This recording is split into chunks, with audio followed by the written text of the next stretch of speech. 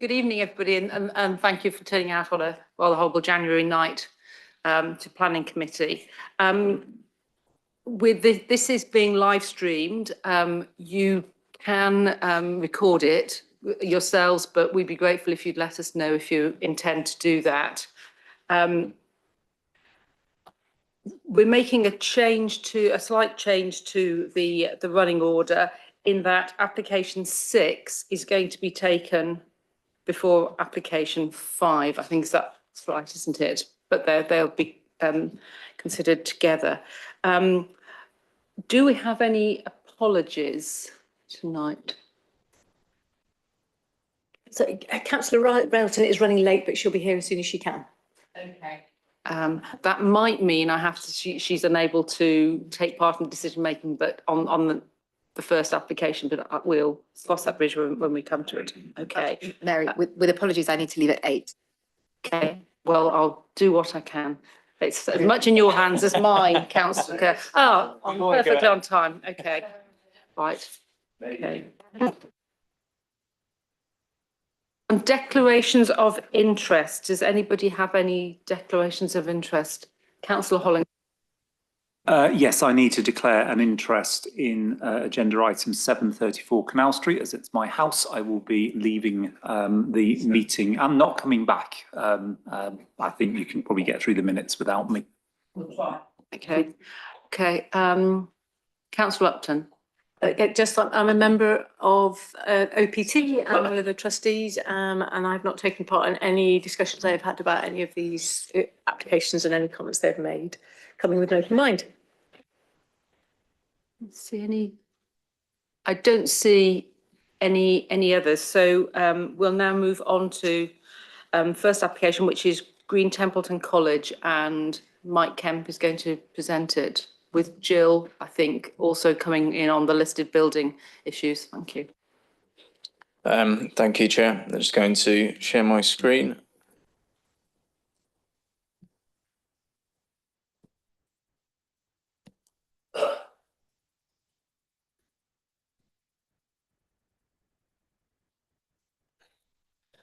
So this application is at Green Templeton College. So this is the site location plan. Outlined in red, the blue line sections showing land under the college's ownership. So the application relates to development on 3 parcels of the college site, which lies to the north of the Radcliffe Observatory Quarter. Firstly, on the tennis court site, which lies to the northeast corner of the site, and that consists of 2 hard surface tennis courts, areas of garden space, 2-storey gatehouse building, Porter's Lodge building, and a collection of smaller buildings, including squash court and greenhouse. The dining hall site, this consists of the 2-storey Richard Dole building. So this is a stone building that was constructed in the early 1980s. And the final parcel of the site is the single-storey gym, which lies to the northwest of the main campus and is sited in what is formerly the gardens of several properties in Observatory Street, which are also owned by the college. So this is an aerial plan of the site, so it shows the site in context. Tennis court is surrounded by Grade 2 listed boundary walls, whilst the Radcliffe Observatory and Osler House, which is located to the east of the observatory, are Grade 1 listed buildings and therefore of very high heritage significance. There's a row of townhouses to the north of the site along the Woodstock Road frontage, which are also Grade 2 listed. And the development site, with the exception of the gym, lies within the North Oxford Victorian Suburb Conservation Area. The gym building lies within the Walton Manor Conservation Area, which also includes the buildings in Observatory Street. And the site is also considered to fall within the wider settings of the Central and Jericho conservation areas. So this aerial image shows the tennis court site. So this shows the site of the existing tennis court and the gatehouse buildings, as seen from the upper section of the Radcliffe Observatory building. The dark timber building, timber-clad building in this image is the existing squash court. This slide here shows the Richard Dole building in the foreground, 3-storey stone building with the pitched roof. And to the rear of that is the single-storey gym building located to the rear of the Observatory Street houses. This shows the Gatehouse building in the view from Woodstock Road. So this is a 1970s building. So the Grade 2 listed boundary wall is in the foreground of the photo and fronts Woodstock Road. Tennis courts are located to the rear of the boundary wall between the Porter's Lodge and the row of townhouses, which you can just see the chimneys of and the side of the buildings in this image. And this is another view from the Woodstock Road, looking towards the tennis court site. You can see the tower of the Radcliffe Observatory above the Grade 2 listed wall. And this is from within the tennis courts. The 2 hard surface tennis courts on the site, as well as a number of smaller ancillary buildings. The rear of the Grade 2 listed townhouses faces the tennis courts, can be seen on the left-hand side of this image. And this is an image on the ground of the Richard Dole building, looking towards the back of the observatory, or taken from the back of the observatory. And this is a photo of the front of the existing gym building, which is proposed for retention. So this was granted temporary planning permission in 2013. Permission has previously been extended over a number of years, but has now expired. Permission is sought within this application to permanently retain the gym. So this shows the proposed site plan. So the proposals for the tennis court site consist of an arrangement of 3 buildings centred around an internal garden. So the buildings would contain 53 student rooms, which would be a mix of ensuite and studio rooms. The existing Porter's Lodge and Gatehouse building would be removed and replaced by a new Porter's Lodge building consisting of reception, office and meeting spaces. There would be a new cafe space which would attach to building A on the western side of the tennis court site, and would face the observatory garden. A new building is proposed on the site of the Richard Dole building, which would consist of dining spaces which would be relocated from the observatory building, as well as kitchen spaces. So as mentioned, the proposals include the retention of the single-storey gym building, which is located to the north of the dining hall and was formerly within the garden spaces of the houses in Observatory Street. The site is considered an appropriate location for student accommodation, as it is sited on an existing college campus site, and in principle it's considered that the siting of student housing would comply with policy H8 of the Oxford Local Plan.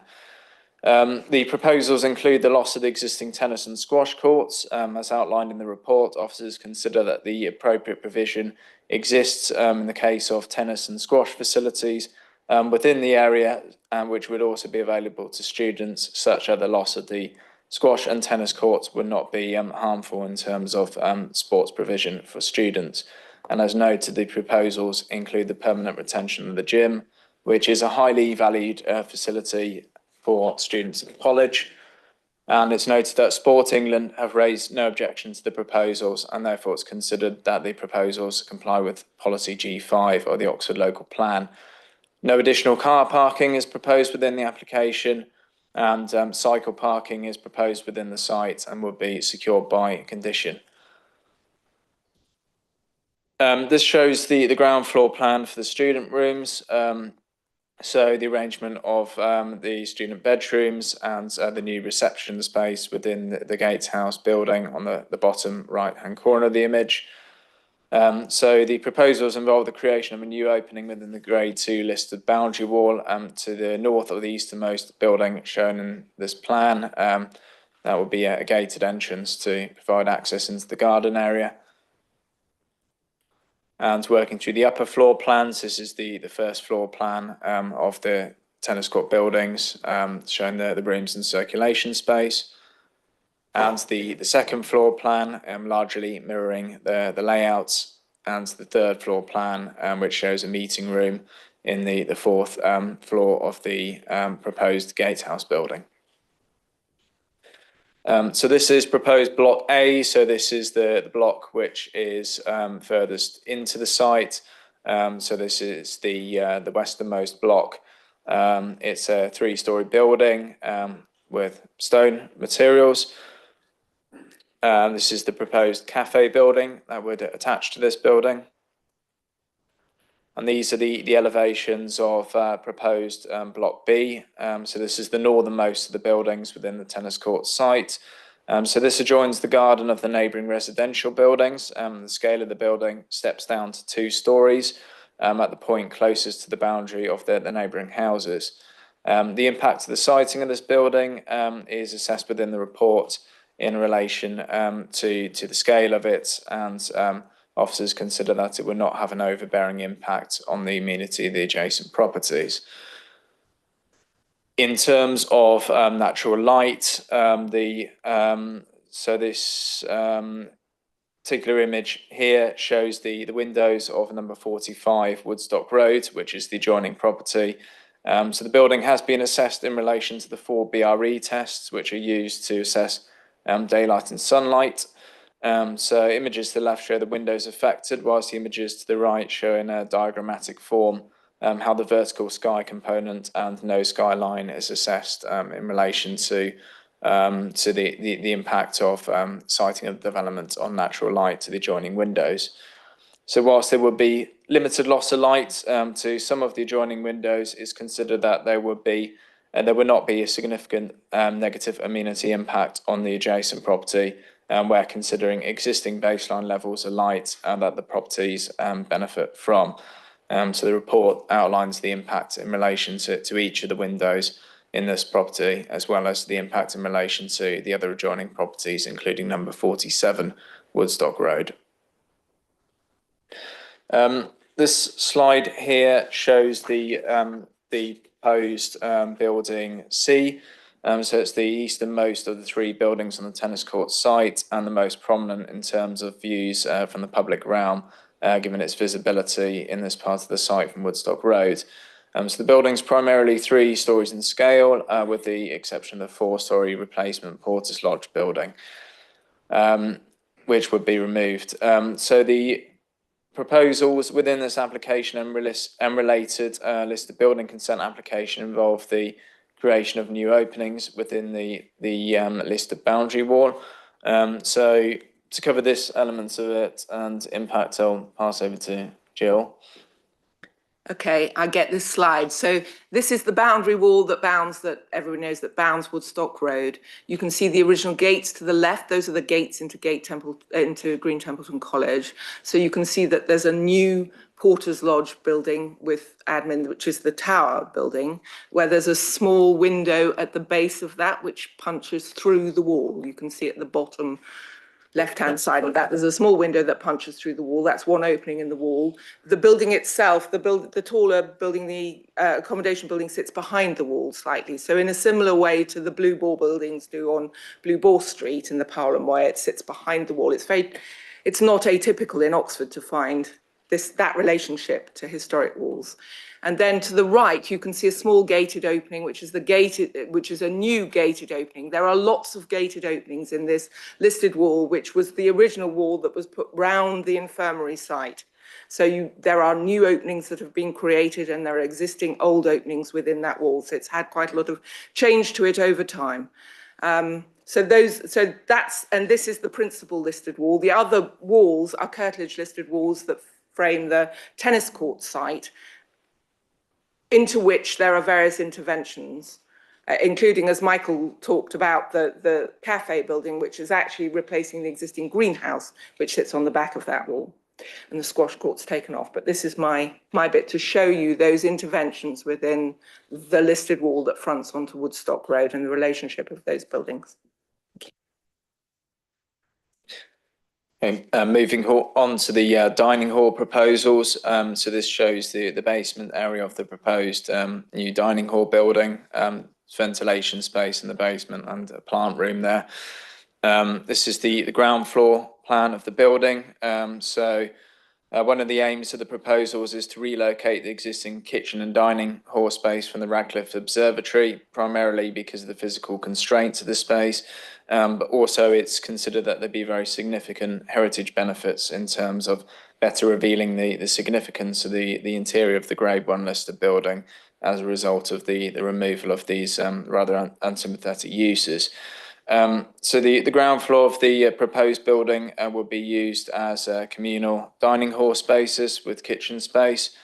Moving up to the first floor, they are proposed private dining spaces at this level. And on the second floor, they are store spaces as well as a proposed roof terrace. And this shows the proposed elevations of the dining hall. So the scale of the building will be reduced from that of the existing Richard Dole building. Officers consider that the building is sensitively designed such that it would preserve the setting of the adjacent observatory.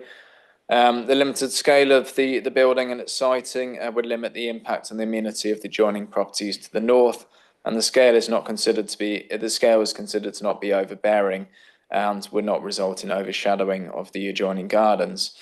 In terms of the removal of the existing building, as noted within the officer's report, whilst the buildings appear aesthetically well designed, there are functionality issues associated with the Dole building, and this is the building's thermally and acoustically inefficient, which is why renovation of the building has been ruled out.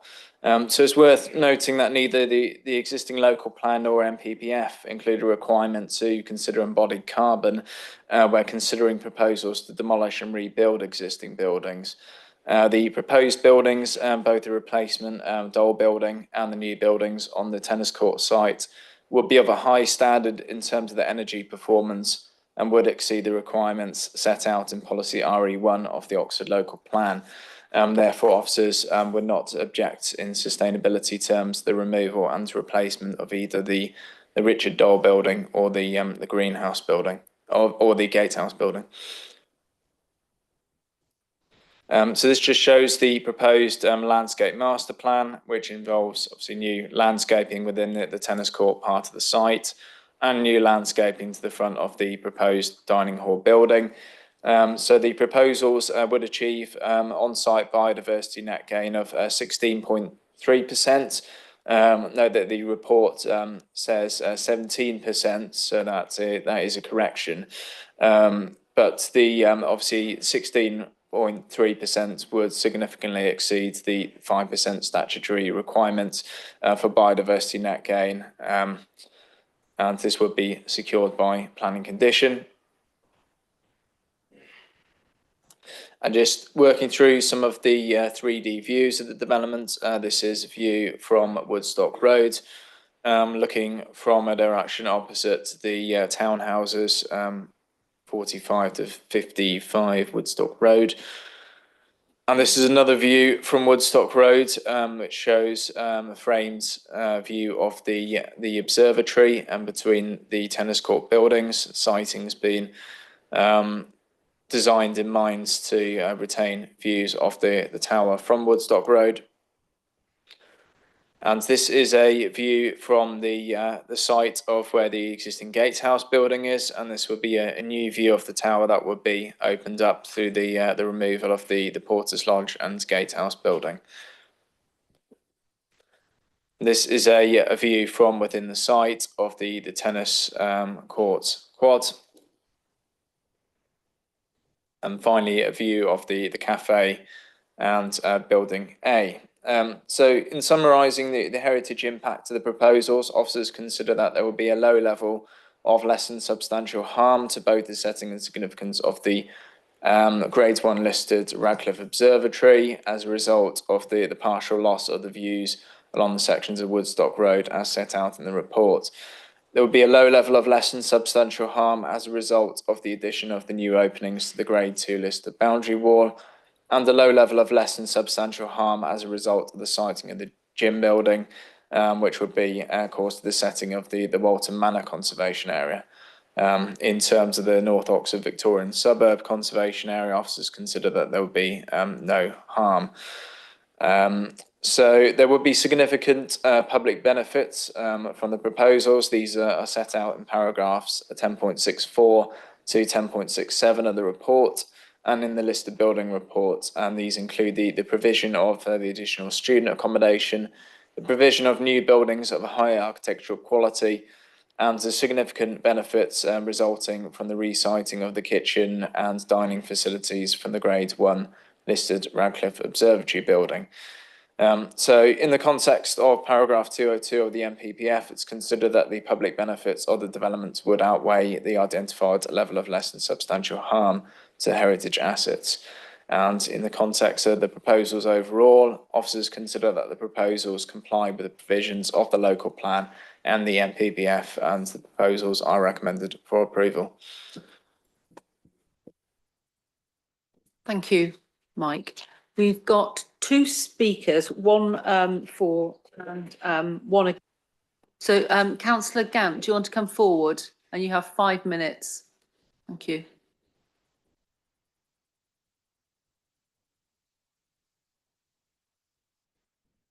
Thank you, Chair. I won't take 5 minutes.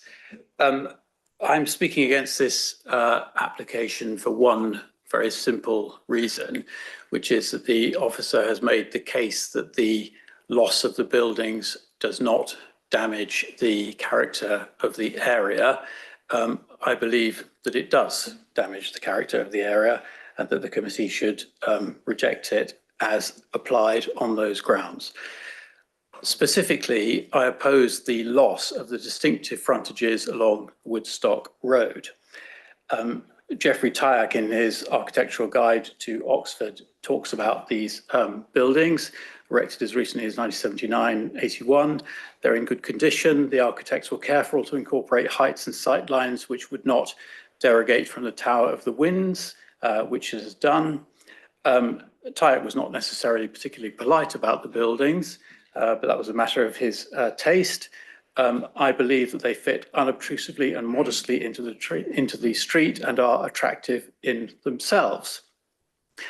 There is also an impact on the character of the front quad, which takes much of its character from the height and the design and indeed the stonework of the buildings around it, which would be lost, certainly changed, if this application goes ahead.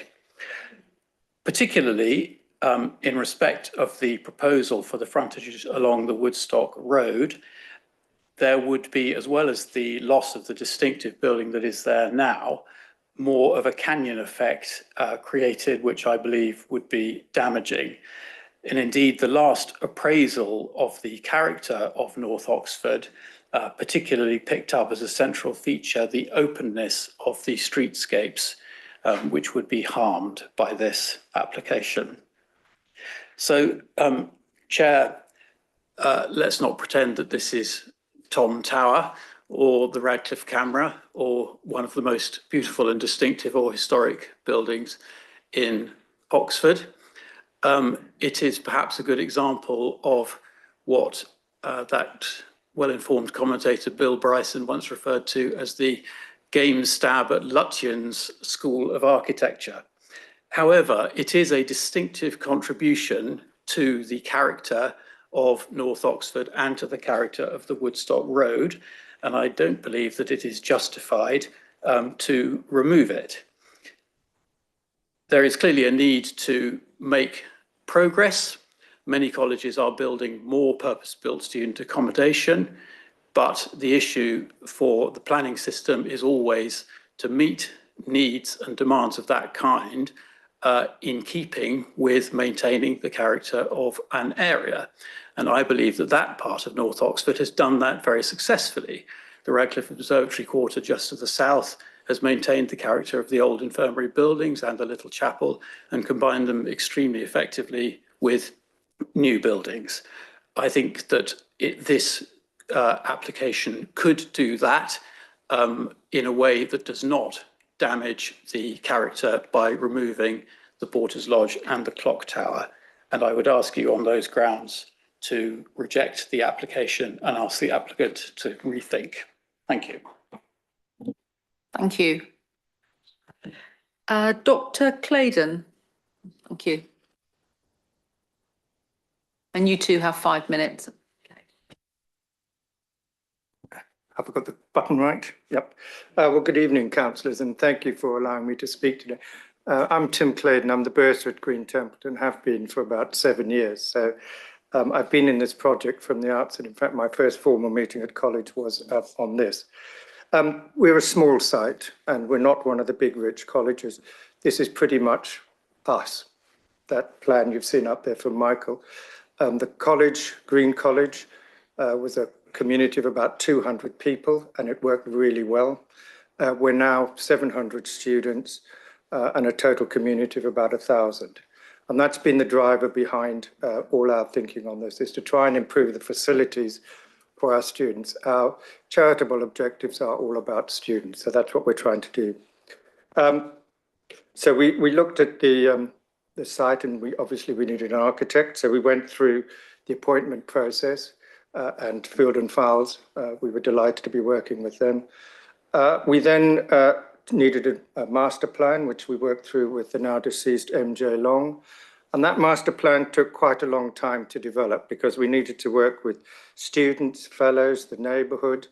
The design review panel was extremely important in that process. And obviously with the university, we have the new humanities building less than 100 metres from our front door going up. And it's huge by comparison to us, but we want to be integrated with what they're doing. When we asked the architects to come up with a plan, we gave them no preconceived conditions except for 2 issues. One was longevity. The buildings had to last 150 plus years. We didn't want just temporary stuff that we're going to pull down in 40, 50 years. And sustainability. It's one of the bits we're proud of in college. We have joined the university in commitment to a 2035 decarbonised site. This is part of that project. I won't go over the building because I think Michael has described them pretty well. But the key elements are the student accommodation. 21st century students we're only graduates, we don't have undergraduates, want double bedrooms with ensuite bathrooms and decent shared kitchens. None of the existing buildings accommodation on site do that. The Dole building, it's acoustically awful, thermally awful, and actually shoddily constructed. So we need to address that. We couldn't adapt those buildings. Having an extra 50 plus students on site would put a lot of pressure on our existing dining room. It's lovely in the tower, and I invite all of you to come and have a meal or a cup of coffee there, but it only sits 62. And we've got a community of 1,000. It's not difficult to see the maths. So having a dining room, we call it the dining room, but actually it's more than that. There's meeting spaces, lecture spaces, all of that stuff that goes with all those rooms is really important to us, and improve the facilities on site. This is all about the students. As I say, our charitable activities are all around supporting students as they go through their postgraduate studies here in Oxford. So the dining room and the associated facilities that go with that, sorting out the tower so that we remove walk-in fridges, deep fat fryers and washing up machines, which is what is in the grade 1 listed building at the moment, come out of that and go into a proper purpose-built modern kitchen, which ours is not at the moment, is an absolute requirement. And ditto with the accommodation. That's been the driver all the way through. We're very pleased with the biodiversity outcome, the sustainability. We haven't gone into the details of the construction of the building, but all of that is embedded in the planning. And the overall enhancement of the facilities on site for our students going forward in a modern way. So I've got a team here who can do the detailed technical questions. I'm just the bursar, so I do the sort of the bigger pictures, but happy to take any questions. We've been working very well with our consulting team and our architects all along, and our architects are here tonight, Ingrid and Ed, and Mike, who probably some of you know quite well, has been working very closely with us, and I'm grateful to all of them. But we hope that you look upon this proposal as we intend it to be, which is forward-looking, embedded in the principles of sustainability and serving our students, and seeing GTC develop further into the 21st century. Thank you very much. Thank you very much. We now move into questions. Can I just start? I don't know if this is for you or for Jill or for Mike. Dr. Clayton mentioned the new humanities building, and that was something that I haven't given a lot of thought to when we're looking at the context of the developments. I don't know if you've got anything particular to say about what impact looking at it in that context might have, and the differences that might make. Yeah, I'm not sure. I mean, humanities obviously is a very large building that sits in the middle of what was the infirmary site. And the observatory itself and its gardens were a separate element on this site, and that's what Green Templeton is. So it almost feels slightly different. I mean, the humanities building obviously impacts on the setting of the observatory from the other side. But I think these developments are really much more intimate in the sense that they're part of that former observatory garden site and enclosed by the walls, and very much feel as if this, as Mike said, the scale of the proposals is such that it is comparable to the scale of the site. At the moment, those little buildings that are going that Councillor Gant was concerned about are, you don't really even see them beyond the wall. They sit there. A number of the buildings of those more domestic scale buildings, however, are being kept by college. So that little group that you get immediately beyond maths is staying. So that scale of that element stays. And so really in terms of humanities, I don't think it does have an impact. Thank you. Mike, I don't know, do you want to add anything or not? I don't have anything to add. I think Charles covered it comprehensively. Thanks. Other questions? Councillor Hollingsworth, Councillor Upton. First question is a very technical one, but probably one we need to flag, because I think Mr. Kemp, in moving the report, referred to the less than substantial test being in NPPF paragraph 202, and it's not anymore, it's in 208. So just to make sure everyone's looking at the right NPPF. The question I had was just seeking an officer view on the objector's comments about character and how that might be applied here. Obviously, the report discusses at some length the conservation areas, and the application sits within two different conservation areas and adjacent or near, other ones. And slightly surprising, of course, the rest of the Radcliffe Observatory Quarter is not in a conservation area. It's a hole in the middle. The only policy which would apply outside the conservation area policies would be DH1, which I checked the wording refers to applications must create or enhance local distinctiveness, which is not quite the same as character and not the same as protect either. But obviously the NPPF policies, now renumbered, would do so. So perhaps it would be helpful just to kind of expand on that using the terminology in the NPPF and the local plan. Okay, I'll try and get my terminology correct. Looking in terms, Councillor Gant was concerned about the impact and the change to the North Oxford Conservation Area, and the issue of the openness of streetscape. I'll refer you to the specifics of Woodstock Road at this point, which is extremely wide. And extremely expensive, and those views are long in that section of Woodstock Road as you leave St Giles, where you get the tightness and then it really opens out.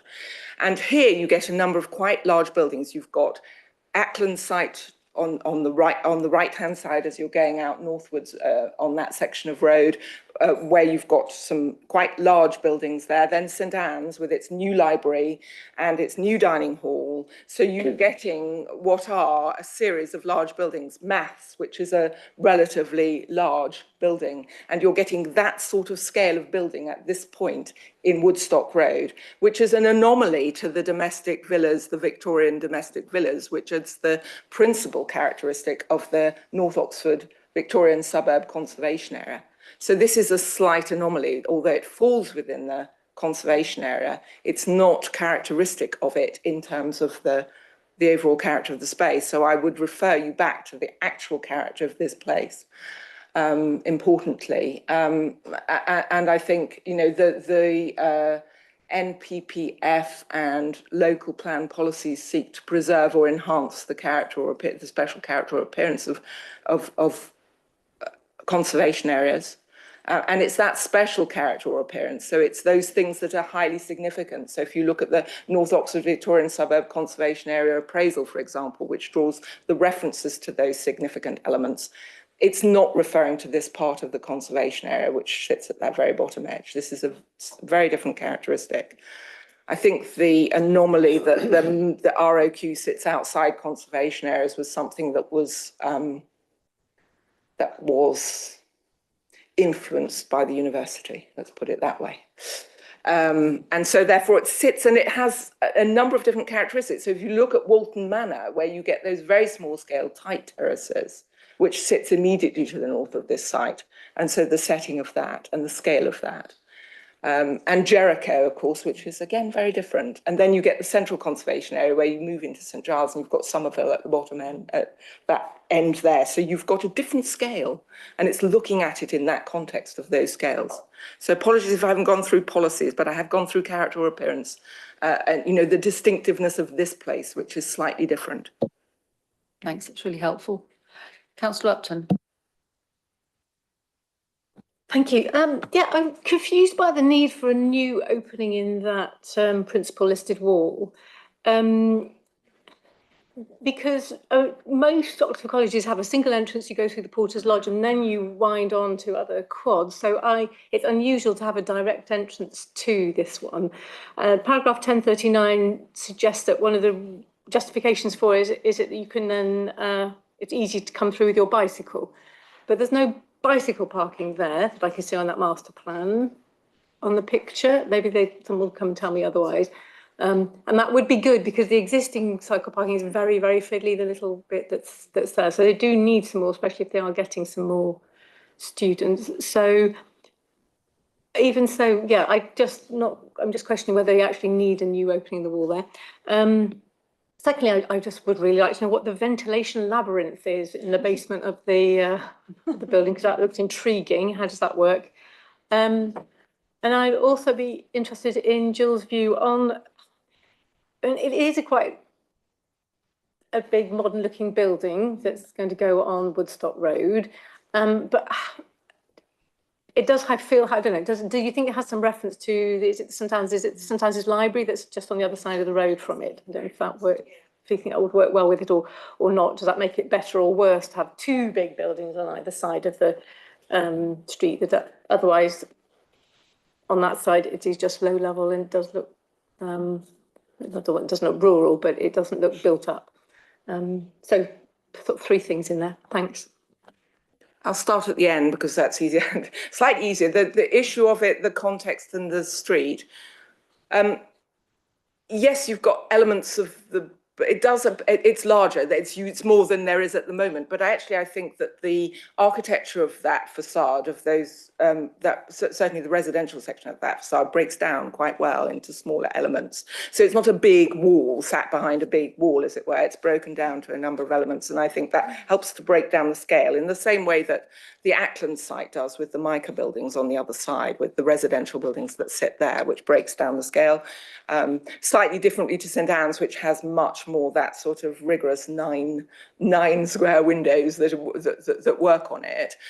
So I don't think it quite reaches that same scale. It holds on to that more residential domestic scale in the scale of the elements along that section of facade, which I think is quite helpful in terms of allowing it to sit comfortably on that side and then relate to the terrace of St John's terrace of buildings, which sit slightly back, but are large buildings that sit slightly back as a terrace. And then, of course, you get Belsize Court, which is large. So it's not as if you're getting, it's fitting in with that sort of domestic scale still in terms of breaking it up. In terms of the access through the wall, that's a level gated access because there's a change in level as you come out at the other end of the tennis courts for bicycles to go in, and there is bicycle parking immediately inside that section of wall at that lower level, which has probably been missed from it shows it all the way along the back side of that wall on that ground floor plan. It sits as bicycle parking, all those stands along the back. Do you see? So it comes in as a level parking access. And there are colleges that do that. I mean, now the name, Jesus has it's bicycle parking on the corner of Turl Street there, which goes in by so you've got a gated access immediately into bicycle parking there off Turl Street. So it does happen, and that provides that level access and ease of getting your bicycle straight in and to a bicycle spot. So that was that. I don't think, was there anything else? The ventilation labyrinth, but I was going to refer that if I could to the architect to deal with. Yeah, do you want to come forward? Thanks. Okay, so the ventilation labyrinth is basically to try to have a passive means of ventilating the space. As a practice, especially with the sustainability concerns, we're trying to avoid relying on mechanical systems, which have a big kind of impact on operational carbons, the carbon emission, etc., as well as operational costs. So we're trying to ventilate the dining hall using fully passive means. So with this labyrinth, we're basically bringing air in, which is then brought in the dining space to allow this ventilation. It's a principle that actually comes back to what you might have found in the Roman kind of era or in greenhouses, which had kind of trenches underneath the floor to bring hot air in.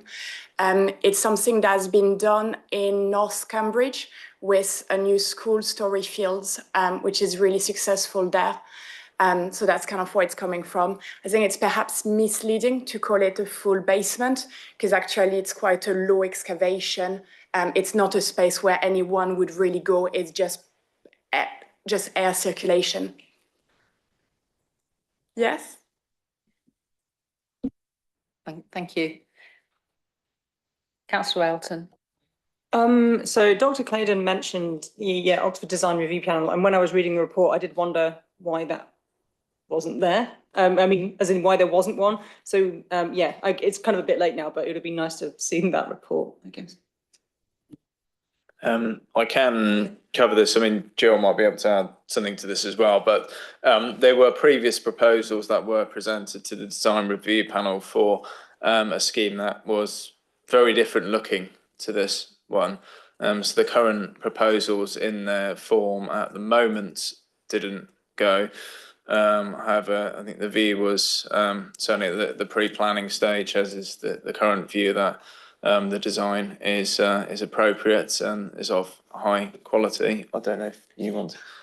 Well, simply to say that the Design Review Panel were evolved quite rightly at a fairly early stage, and the design has evolved since then. It was really the issue. And it's evolved in response to, and I think what Dr. Claydon was referring to, it's evolved in response to an awful lot of collaborative work with various people, including the Design Review Panel. That's Monday. Thank you. It's good that there's obviously feedback from Sports England about the provision of the sports facilities, but I did want to ask a question about that. So obviously it does refer to other facilities nearby, including obviously council ones at Cudslow Park and at Diamond Square in Summertown. It has sort of the possibly unreliable data on public use of those kind of facilities been taken into account when we're sort of looking at whether there's going to be an impact on those other facilities from increased usage if people don't have, say, the squash courts and the tennis courts for use at Green Templeton? Is there an understanding of any potential impact on facilities that might already be used a lot, or that we've not perhaps taken into account that those facilities have been less used over the last few years for obviously different reasons with the pandemic and possibly the running of the centres, if we're honest, so has the full scope of that been taken into account is what I really wanted to know there. So, and on a very different point, so it refers to in the report that there isn't a lighting plan, and obviously it does say that, that there's a suggestion that there does need to be one, and that obviously that lighting effectively needs to be sort of for the benefit of the sort of ecological value of the site, but also for the safety of the students and people visiting. So just would like to know a response on that one. And yeah, just would have been good to see original buildings rather than just knocking stuff down and building up again. Any comments on that would be great. And also, so it talks about it formerly being a hospital site. So it does talk about contamination being a relatively low risk, right? So, I mean, I just want to know what the kind of permutations are really for that development and whether there's a potential increase in disruption to the local area if there is a contamination that does require more of an effort to resolve before the development takes place. Okay. Covering the tennis courts, a bit to the question first. So the existing courts are in a relatively poor condition and are not particularly well used by the students at the moment, partly given the condition of the courts. Sport England have looked at existing provision in the area. There's the council tennis courts in Summertown, Cuttlow, but there's also a number of university-owned facilities within the area. So I think Sport England's view is very much that there's pretty ample provision in the area to that there wouldn't be essentially a disadvantage to the loss of the courts. The squash courts, they are, again, there's council facilities in the ferry centre, and there is at Wolfson College, the Green Templeton are getting an agreement, I understand, or will get an agreement to secure use of the squash court. So again, there wouldn't be a disadvantage from that perspective.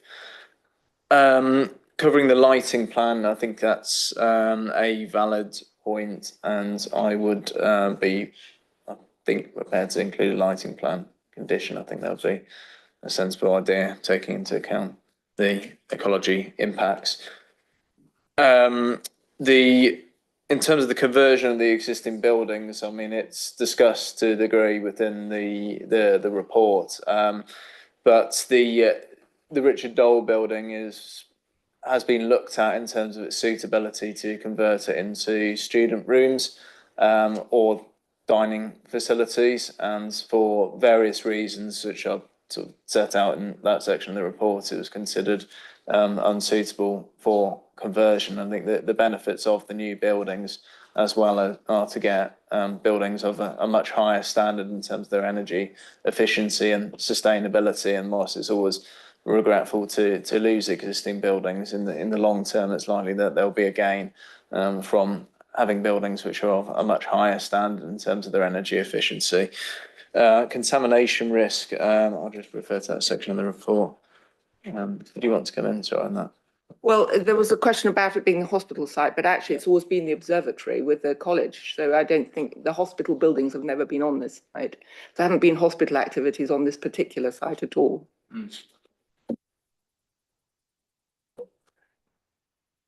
Yes, I mean, I think refer to it though, doesn't it, in the report? Well, the whole of the ROQ site was the Royal Infirmary site, but the observatory was separated off from that when the observatory was built. the view is the level of contamination risk is low, and essentially the condition is a standard condition really for the phased risk assessment, given the relatively low risk of contamination, but there is still a chance that there could be some low level contamination on the site, hence the condition.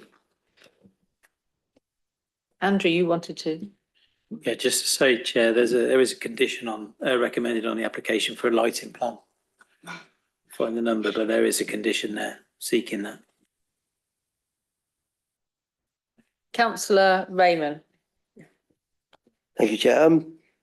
There's an observation, really. I think in the squash courts, Ferry Leisure Centre. I think we're still on questions, are we not? Okay. Oh, well, has anybody else got any questions at this stage? I'll make it into a question if you do. Oh, okay.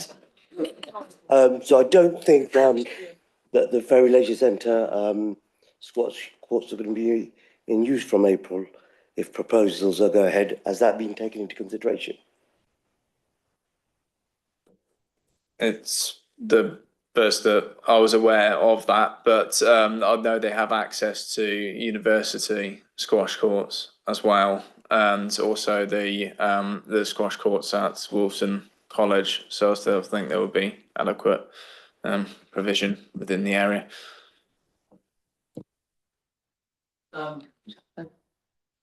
Could I understand a little bit more about the exterior look of the building, the one that's overlooking the Woodstock Road? Because, you know, one of the things that strikes you is there's a homogeneity about the use of stone in this area through the Porter's Lodge, moving up towards the Radcliffe, the old Radcliffe Hospital. And what this is proposing is something quite new and different, which is a student set of accommodation, which is frankly pretty sort of the classic stuff we get in many places in Oxford at the moment in its look.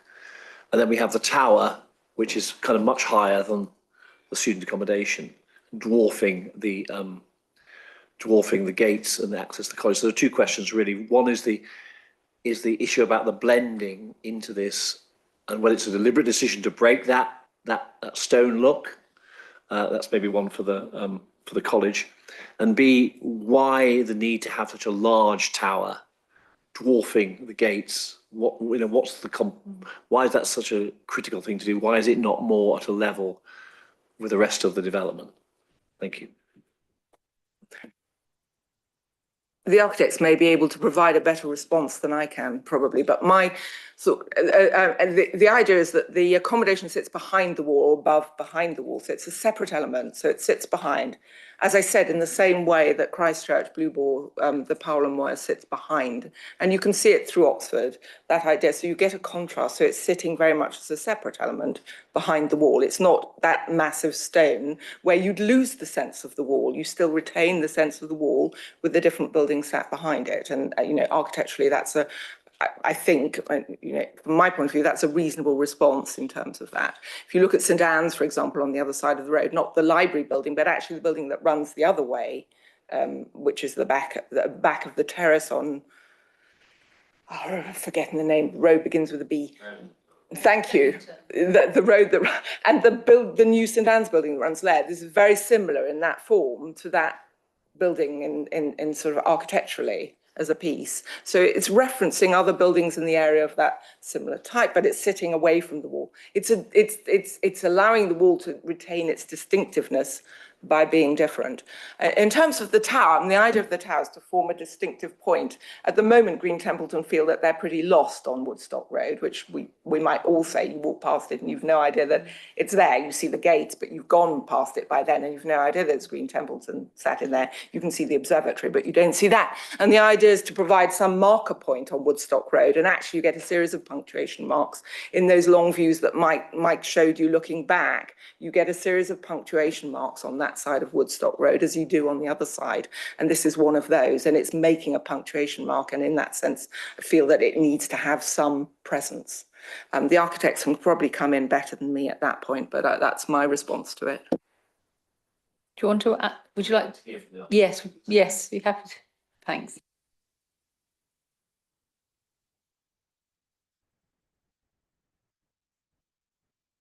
Hello, thank you for the question. I'm Edmund Fowles, architect for the project.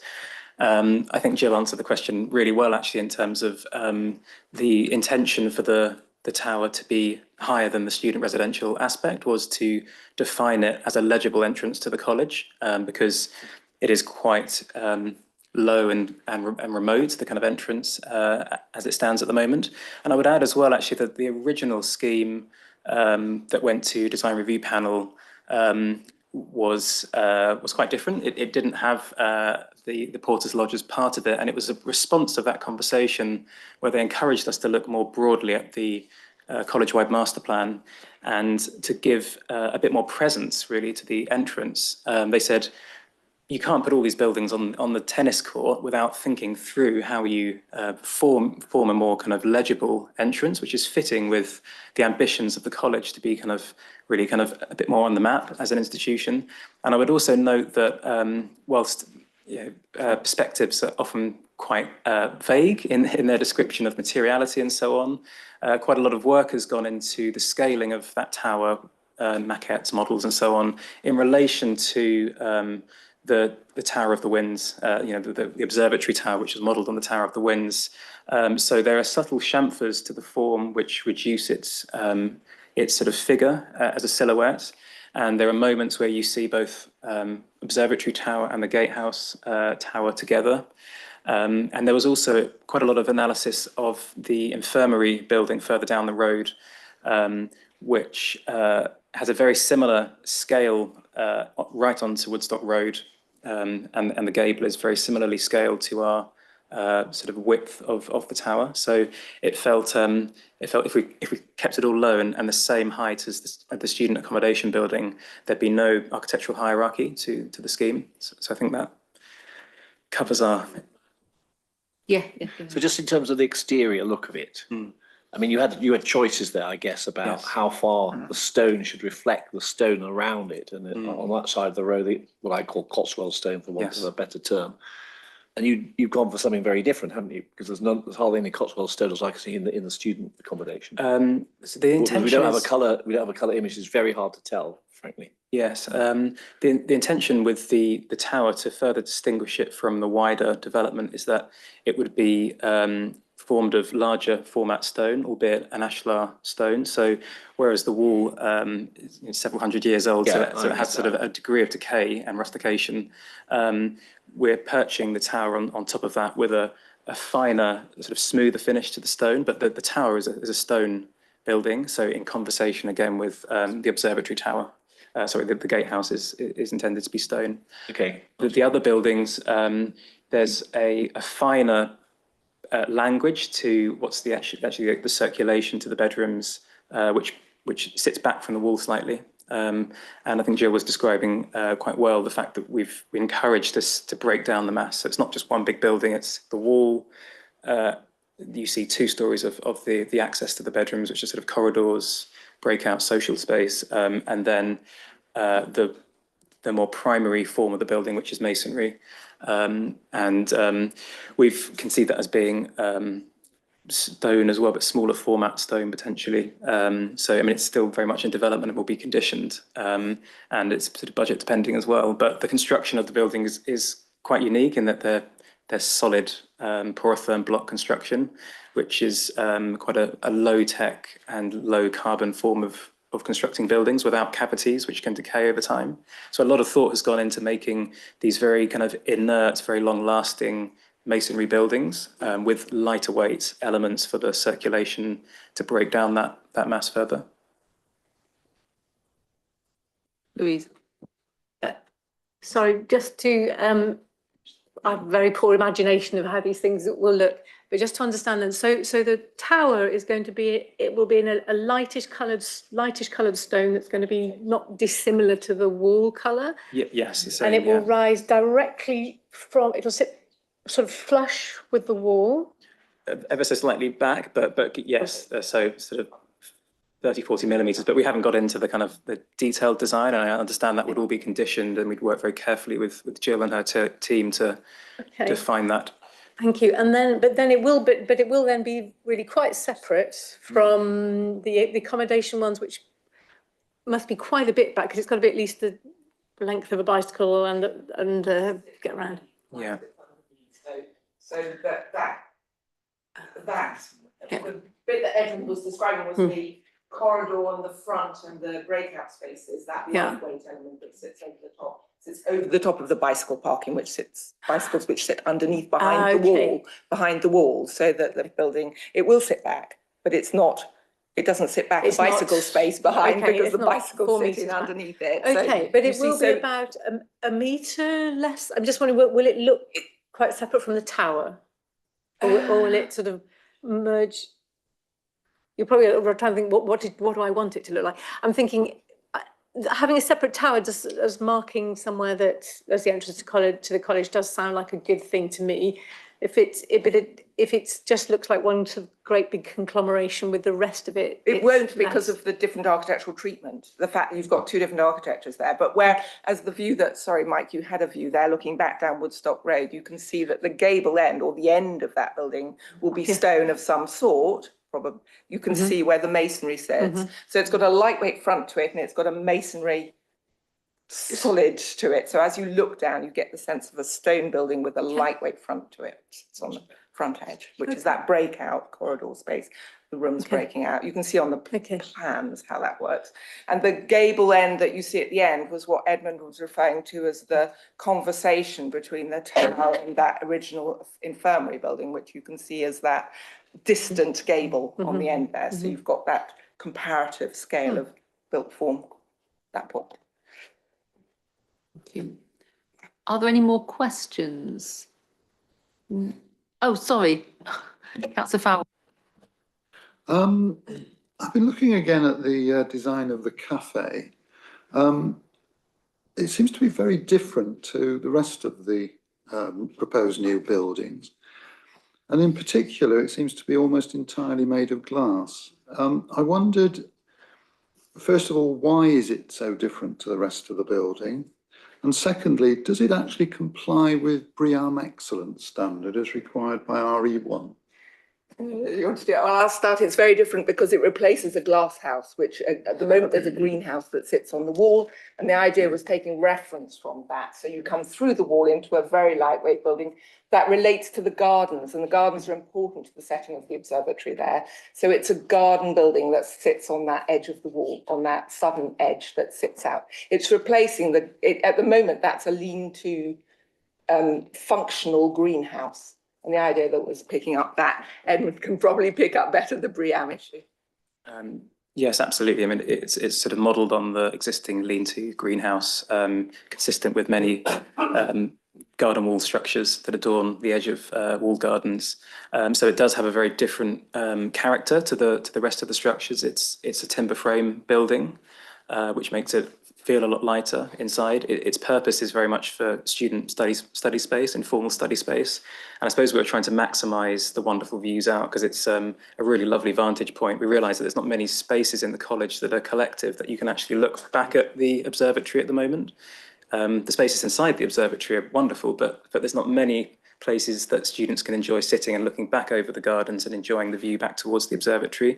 But naturally, we would have to balance the amount of glazing for thermal reasons and for BREEAM and so on. Yeah.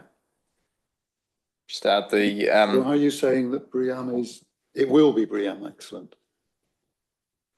I understand that's a requirement of planning to become BREEAM Excellent. So yes. It's within the energy statements. The development as a whole is capable of meeting BREEAM Excellent standards. It's in 7.89 of the report. Sorry, it didn't actually mention the cafe. It talks about the dining hall, but not the cafe. What? But any others? Okay, in which case we can move into debate. Who wants to kick off? Thank you. Councillor Malik. Thank you very much, Chair. Thanks to the officer giving the detailed report. If you just put the slide on, which you had on the Woodstock Road earlier, I think there was a talk about and question about demolishing the old stuff and building the new one. But equally, when you see it opposite the old Eckland Hospital site, where the building is on the further ahead on the St. Anne's College, I think this new building sits perfectly fine in it. And preserving the wall is the most important things because that's the historic wall. And I think it will enhance the area. You know, I drive up and down as a taxi driver and look on these things, I think. And also is very much where we ask the colleges to provide the accommodation. So when you look at the planning laws, I think our officers have given us all the detail, what says there. And yeah, it's obviously much talk about the towers, but when you look at the distance on the left-hand side, you can see the St. Anne buildings and then coming up. And equally on the different note, as in general, I think loads of buildings, university buildings need modernizing because the 2024 where we live, where is a climate emergency and how difficult it is to heat up these old buildings and how to basically maintain them. So slowly they're coming up. I mean, if you go around South Park Store, that one of the most ugliest building I saw, which is now is opposite the Lineker College, whatever the building is going to be called, is coming up in a new design and that. So if anybody has seen it before, I mean, that was just whatever. But obviously, obviously this one is very different. But as if you go up and down on Woodstock Road, the characters differ as you walk along or drive along. So I think it is a good application. It will enhance the area. I will support it. And if I have a seconder, subject to one more thing I want to add is, where is 9.10 about the, if the planning permission is granted by the construction traffic management. And I always say, any university development comes up, if that given the consideration, so all the HGV vehicles, if you can request the colleges not to bring in a peak time, where we encourage people to either walk or go on a bicycle. So if the HGV vehicles comes non-peak time, it'll be very helpful. So this should be taken account. Obviously, it's not a planning condition we can put on, but it's just a consideration to be given. Is it? It is, and so Okay. we can't. All right, well, yeah, we that's, can- well, here we go then. We So can subject visit to that that. when we come to make the decision. Yeah. Yeah. Okay, thank you, that's all. Okay, we have, sorry, No, I'm about to. Give me a chance. Yeah, I'd like to second the proposal to approve. I think this is quite an interesting one, and I think the points that Councillor Gant raised were really interesting and challenging ones about the character. And it came as news to me when I went and looked at the North Oxford Conservation Area Appraisal, that this area, according to the area appraisal, has no character. It is characterless, according to the appraisal. And I think, and that was what Jill Butter pretty much said, though she put it much more politely than that. I think what this does, and I think Councillor Malik has it right, is that this is part of a creation of a new character for this part of the Woodstock Road. At the moment, it's kind of an area in transition. You know, it used to be the hospital, but the new development at St Anne's, which has recently sort of come out from under its scaffolding, I think it's quite striking, quite impressive. This new development will form part of the same, and you'll see, I suppose, an equivalent of the kind of institutional parts of the Banbury Road appearing here. I think the point about the wall is absolutely right. That's it's very important that is not damaged unduly, and I think that the small entranceway and the small window are clearly a harm, but are very much at the bottom end of less than substantial. So that paragraph very much applies. So it's really an issue of whether the tower, which, you know, it's good that we've got that view up, because that seems to be the sort of crux of the planning issues here, is adding positively to the conservation area or impinging very negatively upon it. And I think the summary we've had from the officers is that there is a slight harm, but it's small and it's at the bottom of end of less than substantial, and it is therefore possible to outweigh that with the public benefits which are listed in the report. And my inclination is to agree with that assessment. I think actually, on balance, it might in the end, once it's bedded in, be an enhancement. And in terms of how this treatment works, it's two other bits, both in my ward, slightly to the south of here. The St Cross development on the junction of Pusey Street and Pusey Lane, where there is a historic wall and a building rising above it, does the same treatment with the stone, where the stone of the building is different to the historic wall underneath. It's almost identical to the proposal for the gate tower, the Porter's Lodge tower here.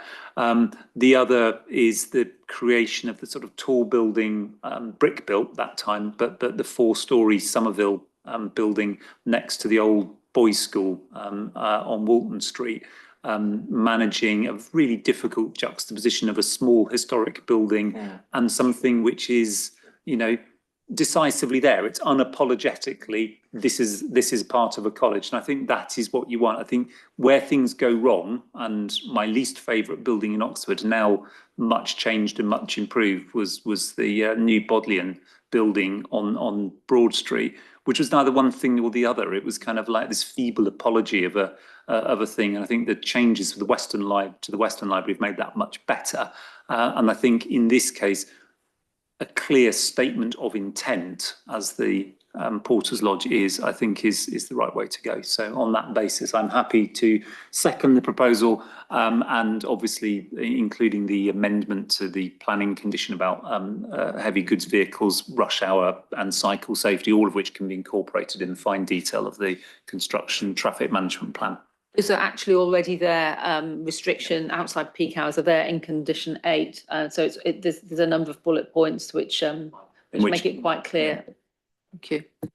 Okay, so we have a proposal on the table to approve. Are there any other comments? Sorry, Councillor Fairweather. Well, unlike the previous speaker, I'm not impressed with this as a proposal. I don't think it makes the best use of the space available, in particular the tennis court. I'm amazed that in this day and age, people are thinking of building things with flat roofs, and I'm sure the bursar responsible for maintenance may well live to regret that. I think the buildings themselves are pretty uninspiring.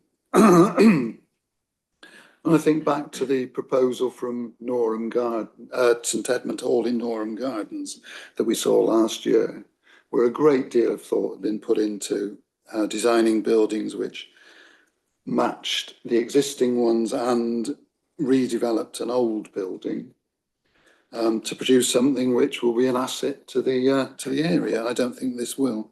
The tower I'm really not convinced about. The demolition of the existing gatehouse is really quite poor. And I have concerns about the design of the cafe.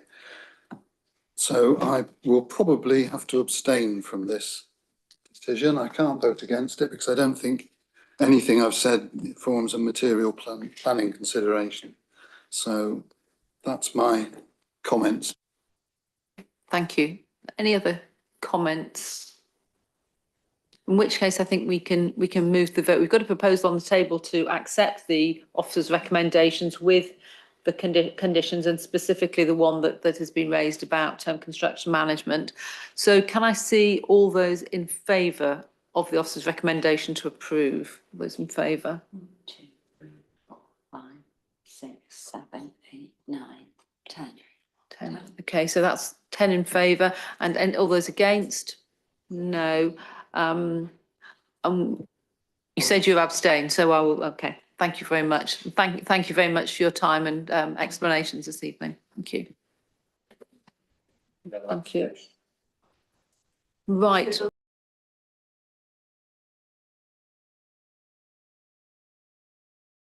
Sorry, that's my fault. We need to vote on the second, the listed building application. So can I have a proposal to accept the, do you have a proposal? And I propose we accept the officer's recommendation. Do you have, and thank you very much. And can we then vote therefore on the officer's recommendation to approve this? All those in favour? Yes, I just seconded it. 10. 10, so that's unanimous. So that is passed. Apologies for overlooking that. Have a quick break and then we'll move on to agenda item 6, which we're taking before agenda item 5.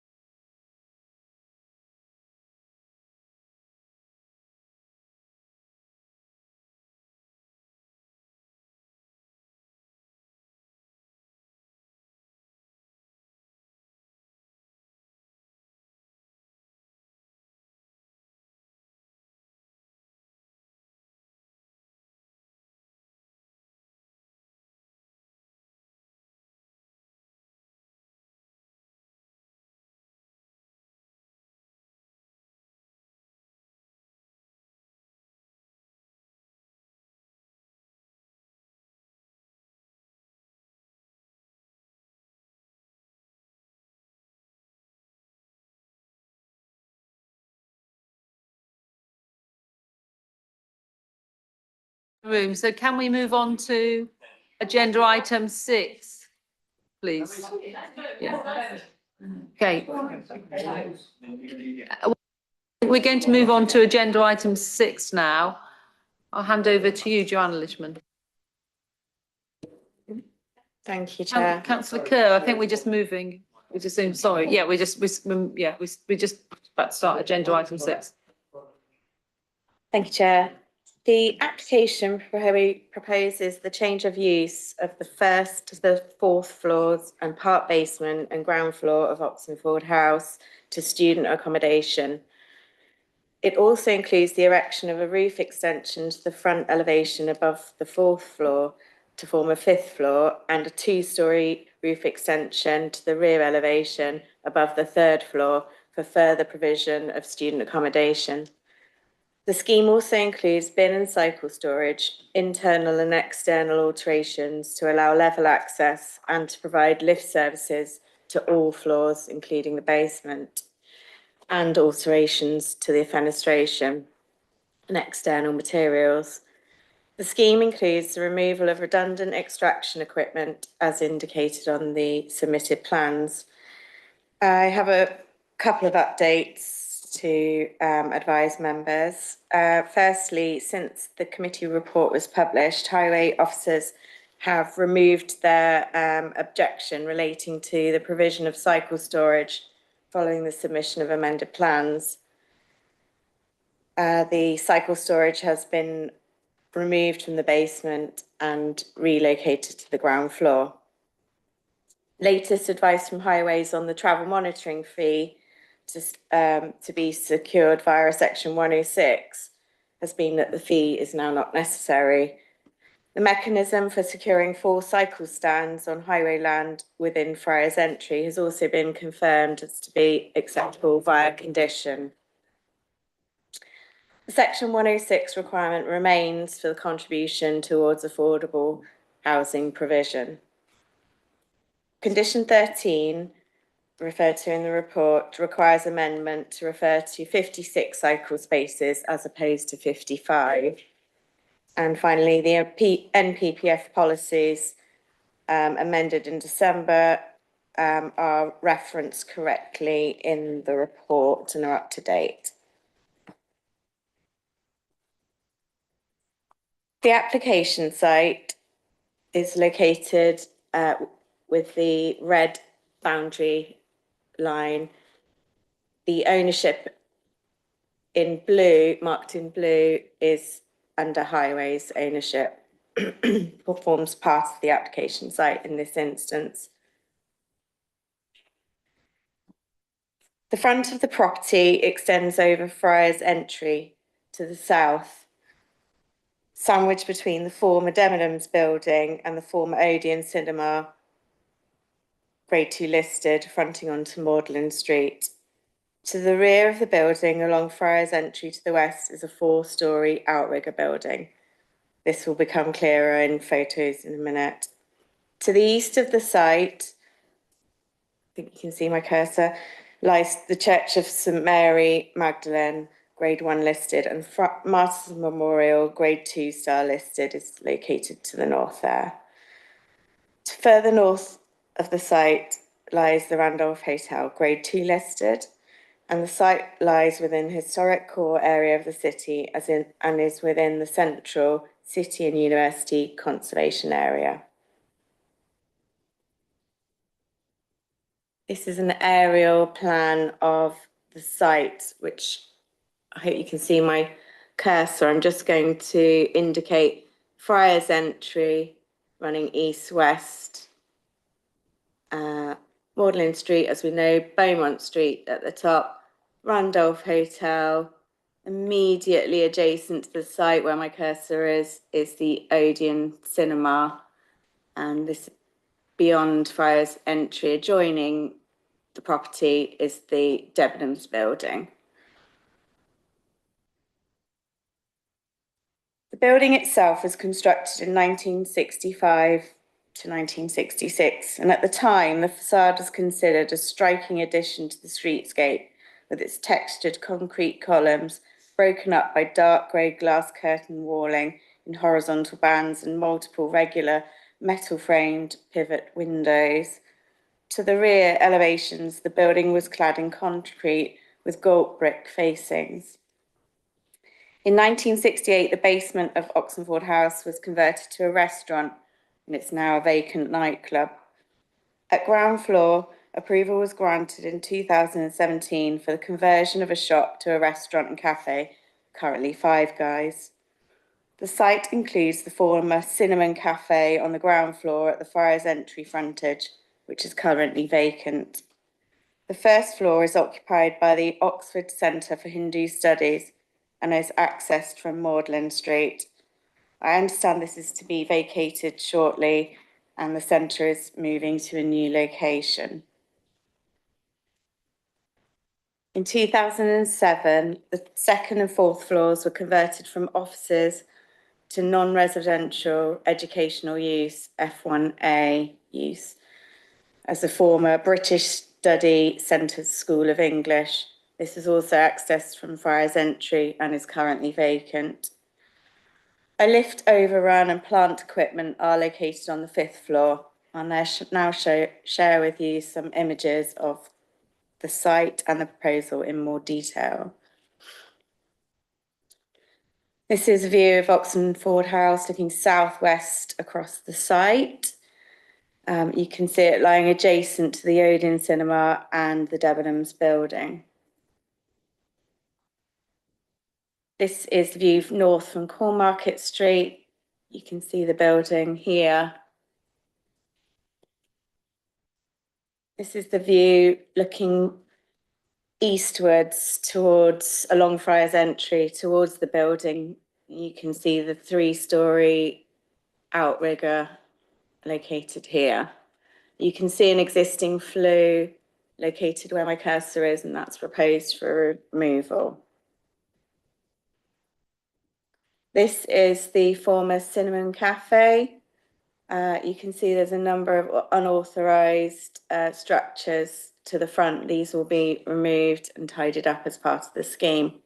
This element is within the highway boundary, and this is to be the location for the 4 Sheffield cycle stands. The shed here in the foreground is to be removed as well. You can see in this picture the treatment, the brickwork of the existing building and the render panels on these locations adjacent to the brickwork. This is a view from St Michael at the North Gate. So you can see the extent of the site going backwards. Much of it will be located behind the Debenhams building when viewed from St Michael at the North Gate. This is the existing elevation. You can see the extent of the lift shaft located here. And in the height of the building in relation to the Odeon Cinema, Randolph Building and Debenhams. This is looking at the west elevation as existing, as was seen from Friars Entry. This shows the flues to be removed again. Existing west elevation and section. So that's looking at the back. Looking through, you can see the former nightclub at basement level with Five Guys above, and then the next floor store, four levels to be part of this proposal. This is the existing south elevation, clearly showing the stairwell and the lift shaft height and the flues to be removed.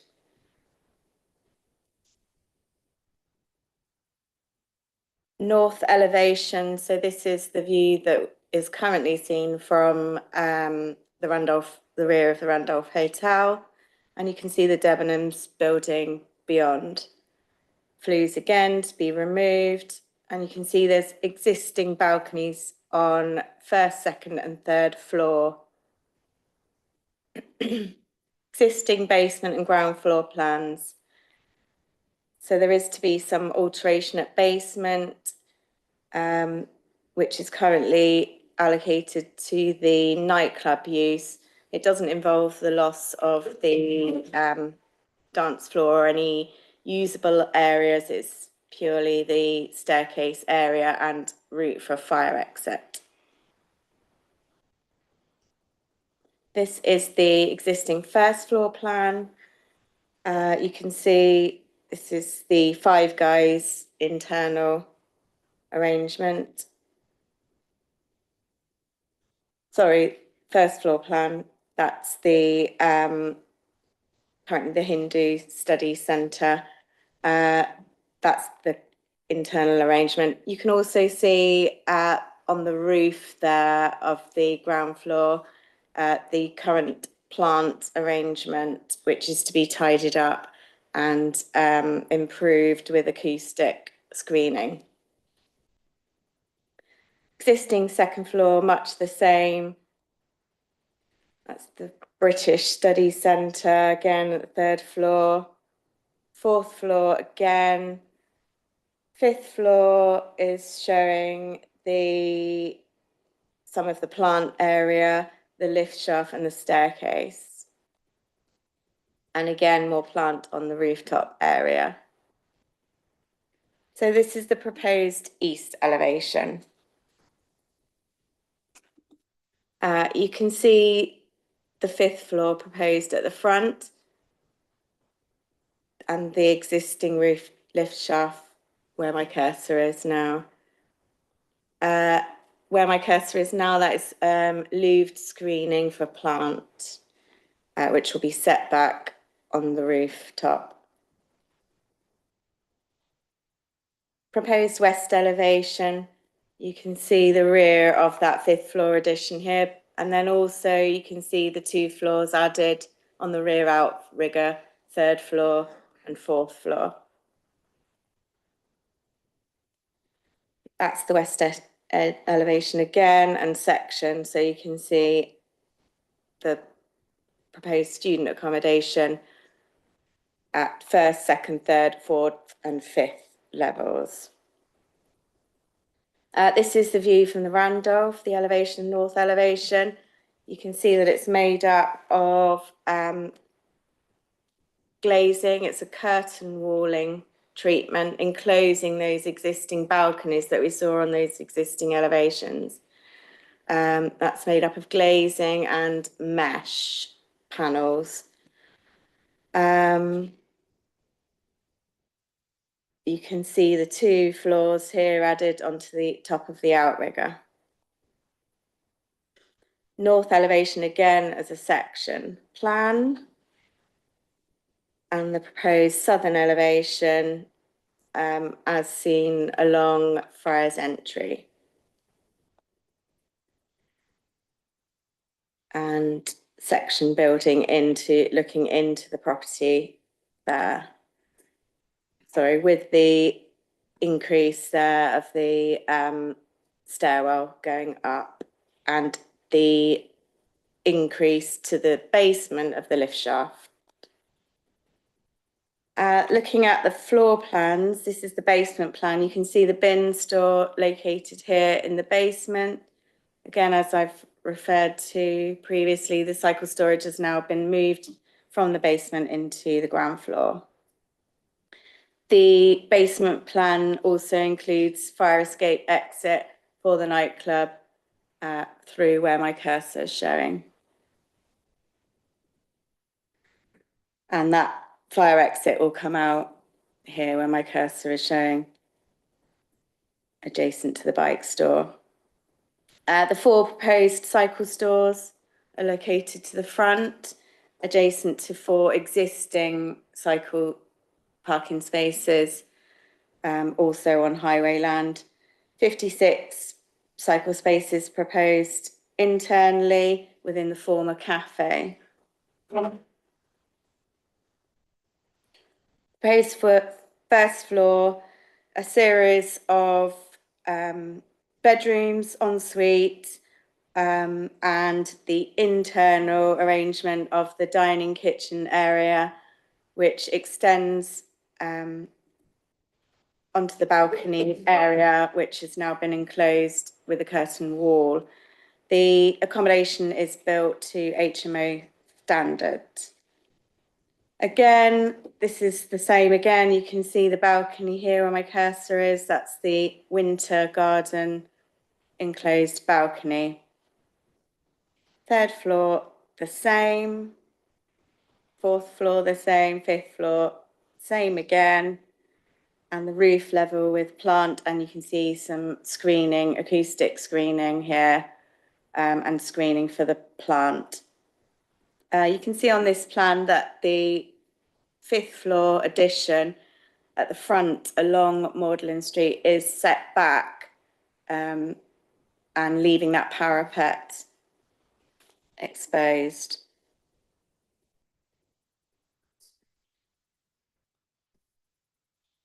These are some visualizations of how the scheme will look as viewed in Magdalen Street from the vicinity of Martyrs Memorial.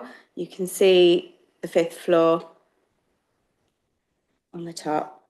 This is a visualization from Friars Entry. You can see the addition here and on top as you go through Friars Entry. This is the view from St Michael's at the North Gate. I've done an arrow, but where my cursor is now, you can just see the addition of the fifth floor. And again, the view from St Mary the Virgin, you can see the tiny addition of the fifth floor. And you can see St Barnabas Church, is the view to St Barnabas Church is retained in the distance. This is a slide just to show the relationship with the Debenhams building and the proposed scheme as you go through Friars Entry. That might be useful to come back to in shortly. I'll leave it on the visualization slide. So the principle, the assessment of the proposed use has considered the loss of existing uses as set out in paragraphs 10.11 and 10.14 of the report. And the principle of this proposed development is considered acceptable on the basis that it is an existing city centre site, making best and most efficient use of the land to provide sought after student accommodation in a sustainable location. The proposal is speculative development, but it's widely known that both universities rely on additional market rental accommodation to supply their current stock. This proposal would contribute 55 rooms to meet this provision, each with the ensuite facilities and shared kitchen. Oxenford House contributes positively to the character and appearance of the central conservation area as one of the few remaining mid-20th century buildings in the city centre. The facade design is simple and well ordered, making it an excellent example of its time and worthy of preservation. It is identified as a positive contributor in the adopted conservation area appraisal, and fenestration in particular contributes significantly to its character. The heritage statement acknowledges that the existing building currently makes a minor adverse contribution to the significance of the Oxford historic skyline. The most substantial and visually prominent element of the proposed development involves the additions to the roof, which would subsequently increase the overall height and prominence of the upper floors of the building. Several design iterations have been made prior to and following pre-application discussions following design officer advice. The roof extension would remain lower than the Debenhams building and the Randolph Hotel, which limits its impact on the city's roofscape. The extension to the front would be stepped back 900 mm from the north elevation of the building to maintain views of the roof parapet from street level. It would also provide depth and articulation, breaking up its form to retain an appropriate visual relationship with the adjacent Grade 2 listed 4-storey Odeon Cinema building. A similar design approach has been adopted at the nearby Boswell's store, which has been converted to the hotel and the rooftop restaurant at the Ashmolean Museum. The upper level rear extension comprises the new fourth floor, which sits behind the existing stair tower, with a fifth floor angled back at a 45-degree angle along Friars Entry. This ensures the rear extension does not overwhelm Friars Entry and is subservient to the front part of the building. This design allows more daylight and sun penetration. Officers have considered the materials proposed would respond well to the existing facade's palette, aiding the assimilation of the proposals within the local townscape and helping to better settle the proposal into the Oxford roofscape. In distant views, officers agree that the proposal would not alter the composition of the historical skyline of Oxford, as the scale of the proposed development is not of such magnitude to compete with existing landmarks. The proposed development itself would be of a sustainable design and construction, retrofitting the building to a high energy sustainability standard, providing sustainable drainage, air source heat pump technologies, and a fabric first approach. Regard has been had to the new paragraph 164 of the NPPF in terms of energy efficiency. On balance, it's considered that the development would erode the distinctive mid-20th century character of the building and lessen the contribution it makes to the character and appearance of the conservation area as a good surviving example of brutalist architecture in the city centre. This would be by way of the replacement of the original glass spandrel panels with insulated aluminium panels. However, proportions, arrangement of the primary facade and the fluted concrete remains unchanged, the latter being the building's most distinctive feature. Therefore, it's considered the proposal would result in less than substantial harm to the conservation area at the lower level. To counter this, an assessment of public benefits as required by the NPPF has been detailed in paragraph 10.56 of the report, and officers consider the benefits of the scheme include, but are not limited to, increased energy efficiency and the contribution to student housing stock and the improvement to the public realm in Friars Entry. Collectively, these would outweigh the identified low level of less than substantial harm that would be caused to the conservation area. Furthermore, the development is considered to preserve the significance of the nearby listed buildings in the setting of which the site is located. In terms of amenities, window openings in the Debenhams building have been carefully assessed. The majority are false windows as part of the approved scheme. Single windows on each floor serve a lobby to the stairwell and lift. Those are located at a distance of 4 metres from the nearest existing window opposite, all serving communal areas. It is considered that the proposed development would not have a material impact on the future occupants of the building by way of appearing overbearing or loss of outlook. Habitable rooms located within the Randolph Hotel are located a sufficient distance away, and windows within commercial property 19 Magdalen Street are on an oblique angle to the proposed development. It is considered that the proposed development would not have a material impact on these occupants by way of appearing overbearing or loss of outlook.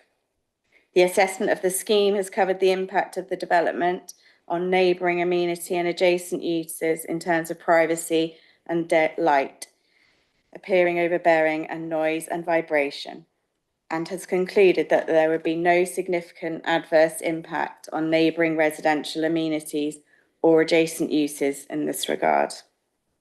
Measures are proposed relating to ventilation, which does not require the opening of windows, and disused plant and ducting is to be removed.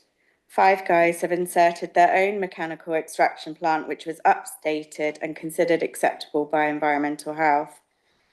Subject to conditions including soundproofing details, the occupants of the development would also experience no significant adverse impact in terms of noise and odour from the uses below. Equally, consideration has been given to the agent of change principle, which ultimately seeks to protect existing venues from closure as a result of permitting more noise-sensitive uses nearby. In 2007, it has been concluded that subject to conditions, including soundproofing and retaining the internal layout as approved, the proposed use as student accommodation would not impact harmfully on the existing uses with regard to loss of privacy, noise and odour experienced from these units. In terms of highways, as a city centre location, there is no car parking proposed. It's noted that there may be some car trips generated during the start and end of the academic terms. It's therefore proposed that during these periods, students are given strict timetables to unload and load belongings to vehicles on either Magdalen Street or Beaumont Street. Beyond these timescales, private vehicles would need to use local car parks, and this will be subject to a condition requiring a detailed student management plan. It's acknowledged that with the reuse of the building and the lack of wider surrounding curtilage, there's been some practical constraints which has meant that the bin store is integrated within the building at basement level. The building is proposed as a managed facility with permanent on-site staff. The refuse and recycling strategy is for building management operatives to remove the bins from the basement store to the designated collection point at days and times agreed with the refuse collection services as per the current arrangement. As per the TAN Advice Note 3, residents should not be required to carry waste more than 30 metres to the storage point. It is considered that the development is acceptable in this regard and would not have any adverse highway impacts. As previously mentioned, the cycle store has moved from the basement to the ground floor, and highways have confirmed that this is acceptable, and highway considerations are acceptable subject to conditions. Subject to other relevant conditions, the proposed development would meet policy requirements in relation to all other issues assessed as part of the application, including biodiversity, land quality, air quality, archaeology and drainage. And so to conclude, officers are recommending approval of this application as set out in the officer's report, subject to the conditions in the report and the section 106 for the affordable housing contribution. Thank you, Chair. Thank you very much. We have Aaron Twamley. You have 5 minutes to put your case. Thank you. Thank you, Chair. My name is Aaron Twamley. I work for Bidwells, and Bidwells have been instructed by Crowdace Properties to submit a full-up application at Oxford House for a change of use and refurbishment to student use. This is a sui generis use. It's got 55 ensuite student rooms, including a rooftop extension.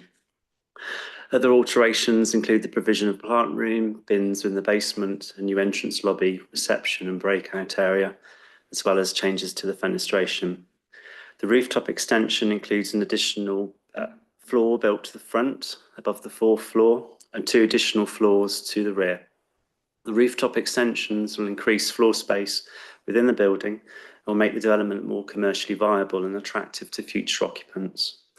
We've been collaborating with your officers since June 2021 through meaningful and constructive dialogue. These discussions have agreed the new use, as well as the layout and design changes to the building. We've also consulted with other consultees within the city, including the Oxford Preservation Trust. This development meets an identified need for new student accommodation within Oxford City Centre, whilst returning an empty building back into active use. Despite being marketed for a variety of commercial uses, the building has been mostly vacant since the pandemic. It will also make the building more sustainable and energy efficient and therefore fit for the future. We consider the adaptive reuse of Oxford House helps to preserve the social, cultural and heritage values of the building. In addition, the adaptive reuse embraces and supports sustainable development by reducing energy consumption, material and pollution to the environment. The Oxford Local Plan supports the provision of new student accommodation within the city centre. It is considered dedicated student accommodation will relieve pressure on the city's private housing stock, allowing it to remain returned to conventional residential use and reduce the need to stay in change into student accommodation use. This has been calculated by the planning officer to be an equivalent of 22 houses. The development will also provide a financial contribution towards the provision of affordable houses within the city, and that will be to the betterment of the wider social community in Oxford as a whole. There's no named user at this time, but discussions have been undertaken with Oxford University. We have strong interest from 6 colleges who have expressed an interest in taking the building on a long-term lease, and that is once permission is secured. Other colleges will be approached if planning is secured, and discussions have also been undertaken with private providers of student accommodation. In order to manage the use of the building, the applicant is willing to accept planning conditions restricting its use and including the preparation of a student management plan. An HMO licence will also be required if the building is to be used by a private provider of student accommodation. A structural survey has confirmed the building is suitable and capable of conversion, and that the building can be upgraded and retrofitted to modern day standards, as well as meet the necessary building regulation requirements. The proposed front and rear rooftop extension is considered appropriate for the building and its setting, and follows precedent set at the Ashmolean Museum and at the store, which is now the former Boswell department store. The upper floors of Oxford House are currently vacant, with the exception of the Hindu Study Centre on the first floor. We understand the Hindu Study Centre have now secured new premises within the city centre and are currently working up proposals to redevelop their new site. And this is welcome news. Since the submission of the planning application last summer, we've made changes to the scheme following public consultation. The most notable change has been the relocation of the cycle parking into the former cafe from the basement and the provision of Sheffield cycle stands along Friars Entry. We consider this as a betterment to the scheme. In summary, the proposals demonstrate the following benefits: a well-designed development demonstrated through high-quality layout and design, sustainable development, this includes the reuse of an existing building, conservation and enhancement of the natural built and historic environment, provision of climate change benefits, and compliance with national and local development plan policies. It is noticed this planning application has been submitted in tandem with a separate planning application for the change of use to office use. This twin-tracked approach has been adopted to ensure the applicant has complete flexibility in respect to the building's future use and to meet market demand. Owing to the current conditions within the construction industry and property markets, the applicant is keen to maximise its return on investment. Thank you. Thank you. Thank you very much. Okay. Do we have questions? I think we'll deal with this application and then we'll deal with the next one separately, although there's obviously similarities. Alex? Yes, I have a question relating to the bin storage, which is in the basement. For context, the waste TAM, the technical advice note, says that bin stores should be at ground floor level, which this is not, or should be at street level, sorry. So the workaround has just been explained by the officers is that the bins will be pulled by the staff managing the facility onto the street. Every time there needs to be a collection, then will be pulled back in again. There are, I think, 6 bins for the entire thing. How many collections a week are we talking? So how often will the bins be pulled up onto the street, left there for collection, and then have to be pulled back down again? Thank you, Chair. I don't have the exact information for bin collections and how many times that will be. There is to be the student management plan be set out in there. And in terms of TAN 3, it is an advice note in terms of it being located at ground floor. We are using an existing building and trying to best fit the requirement for cycle storage, which Highways did originally object to it being located in the basement So I think the agent an applicant have tried to do the best they can with the situation they have in terms of retrofitting. Would the applicant know the answer? Yes, that's what I was going to do, yeah. I could go with what Joe said. There would be a student management plan and that would be agreed and that would need to be discharged by the council. So, sorry, I don't know the answer to that. Any other questions? Anna? Thank you, Chair. So yeah, in the report 11.2, it talks about occupier amenity and sort of internal standards and changing them and things. So I mean, you know, just so we understand like quite how much like internal like reconfiguration would be required if that was the, you know, if there was a different you know, occupant. The aluminium panels, so is this, the aluminium panels on the front, is this replacing the sort of like horizontal strips of dark glass? And like why is that, if that is the case? And finally, the plant screening on the 6th floor, can we have slightly more details about that? I think it's kind of visible on the sort of west and east elevations. I mainly ask because if you currently stand on St Michael's at the North Gate, you can see some actually fairly shocking sort of plant screening from there. And I kind of basically just want to avoid the same thing happening. So yeah, they're my 3 questions. I'll start with the panels. If I just go back to the proposed elevation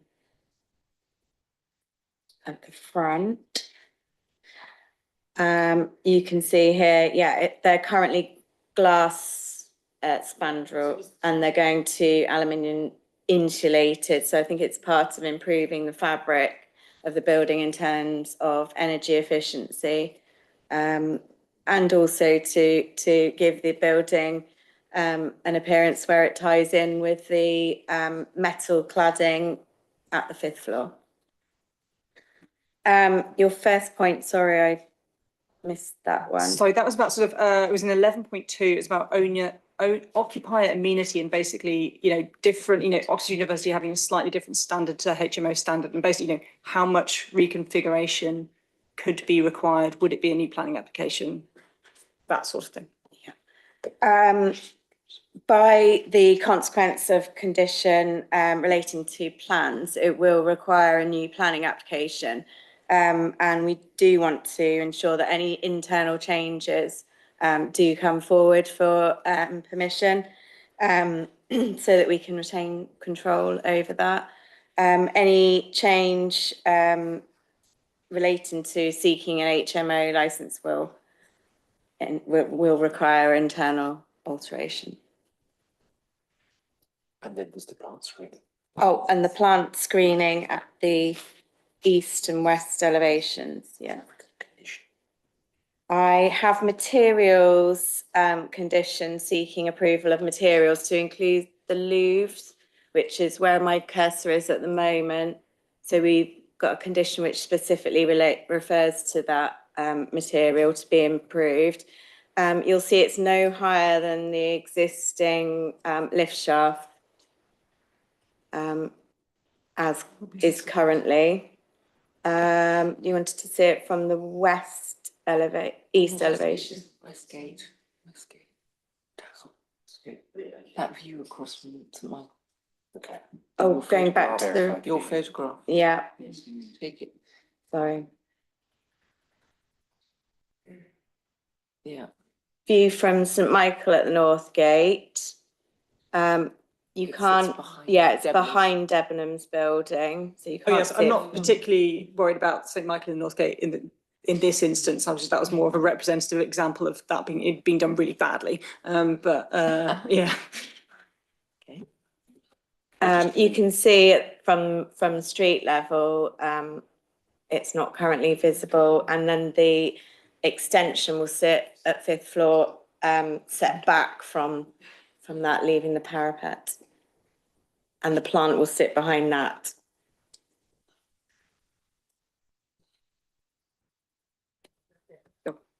I think Jane just wants to come in. Yeah, just through you, Chair. the planning officers refer to a new planning application if there need to be any amendment of the internal arrangements. There is it may not need a full planning application, and there is a process under a different section where a formal application is made, but it's dealt with in a slightly different way. But there is a statutory process for doing this, and if there's any, if the changes are not material and very minor, there's a slightly different way. There's a less way of doing it, but there will be a need for an application of some sort.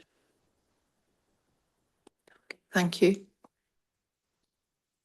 Yeah, Councillor Fowler. Thank you, Chair.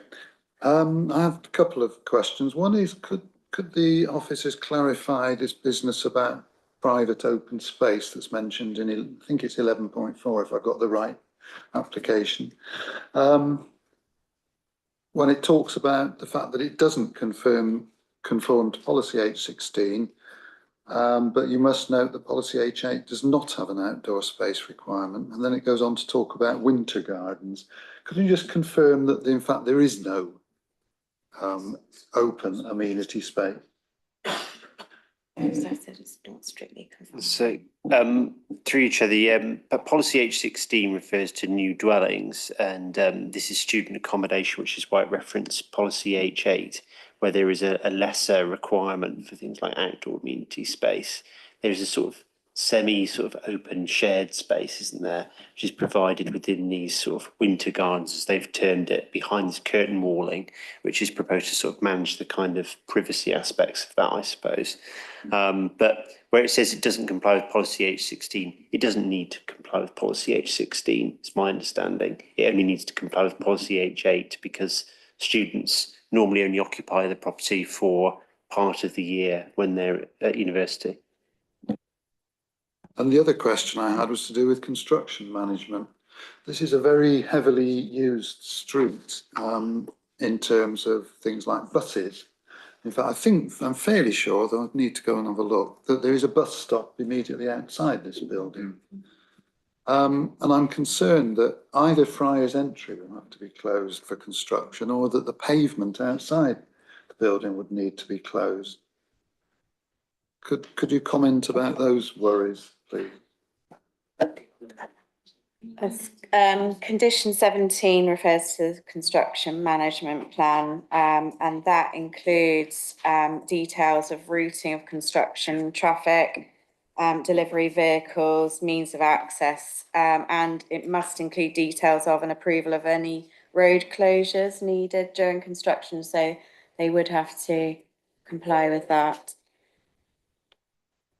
And I think if the proposal was to close Magdalen Street, that would be somewhat. I don't. Chair, sorry, Chair.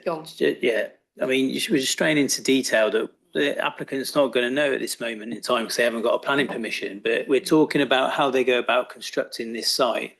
Clearly, we've had plenty of developments in the city centre. That Boswell's is already being redeveloped. That's on a street that takes two buses, the buses coming round in a loop. So we have successfully managed developments in quite tight locations in the city centre. So to talk right now about the decision on this planning application doesn't hinge on whether a certain street will need to be closed as part of the planning process.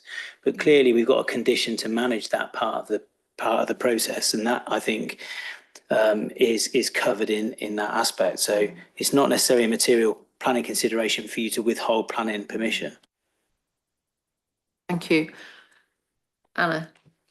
So I'm just going to return to Councillor Hollingsworth's point. So if you go to the proposed ground floor plan, so yeah, I'm going to talk about bins. So if you look at basically where will they go while they're being waited to be picked up, because there is an awful lot of doors basically everywhere, including lots of fire exits, and it's just a bit like, well, are these like presumably 6 quite massive, you know, the big sized proper? Are they, what are they? Yeah, and like basically where are they going to go? Because yeah, there's a lot of doors to block and a lot of pedestrians to block as well. I guess there'll be a bin management plan or something, but yeah. You're right. Did you want to talk about that? Please. yeah, you're right. There is going to be on-site management who will wheel those bins down to Magdalen Street. It's my understanding that it is as per the existing arrangement for that building. Chair, can I just come in and also reiterate the point? We have also got student accommodation blocks like this in a city centre location. There's one just on the opposite side of the road here next to our old St Aldate's Chambers, which has bin storage that's wheeled out onto Carfax for collection. So it is something that is managed in the city centre location already. Thank you. Sorry, Nigel. There were two sets of Oxfordshire County Council Highways had objections around the access from the street by the stairs. I'm frankly a bit confused about this whole access question at the moment, about what's changed from the way it's accessed at the moment and what the risks are about that. So maybe if you could just articulate that, that would be helpful. So I really understand the balance of the argument. I had a second question, but it'll come to you when you answer the first one. So Highways did originally object to the scheme, and they have removed their objection. Their focus was on getting the cycle parking onto ground floor, and they have now said that they are satisfied that the bin storage in the basement is acceptable given the constraints of the site. Okay, and to stand back from me a little bit, this is a very long and complicated application, you might say. Just stand back and say, what are the areas of what you often describe as less than substantial harm? Are there any here, from your point of view? I always look for that phrase to see in the balance of, the pluses and minuses of an application. So could you just articulate what, if there are any, as far as you see it, or do you not see any? Is that in terms of the conservation area? Well, just generally, I mean, it's less than substantial harm to a heritage asset or to the significance of a heritage asset. right. Okay, so you're or saying less than substantial harm it's to not relevant here then. No. Well, it's been raised as there were a number of points, but it's raised in the report. Yes.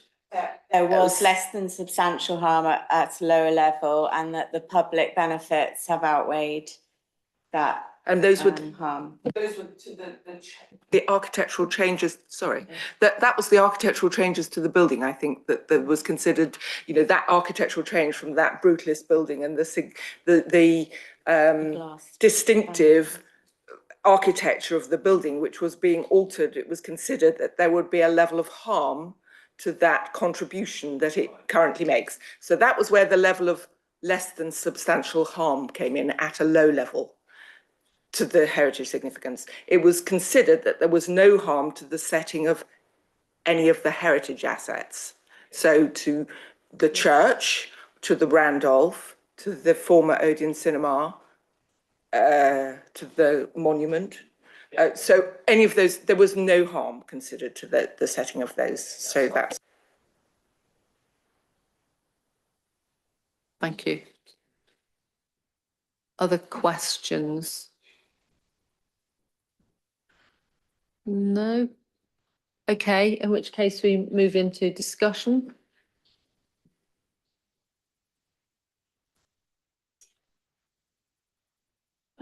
Go on, Louise. Let's go for Seems like a perfectly good use of the city centre location. Having this building used would be a good thing. It's not a drastic change to its appearance, and doesn't seem to be doing any substantial harm to anything.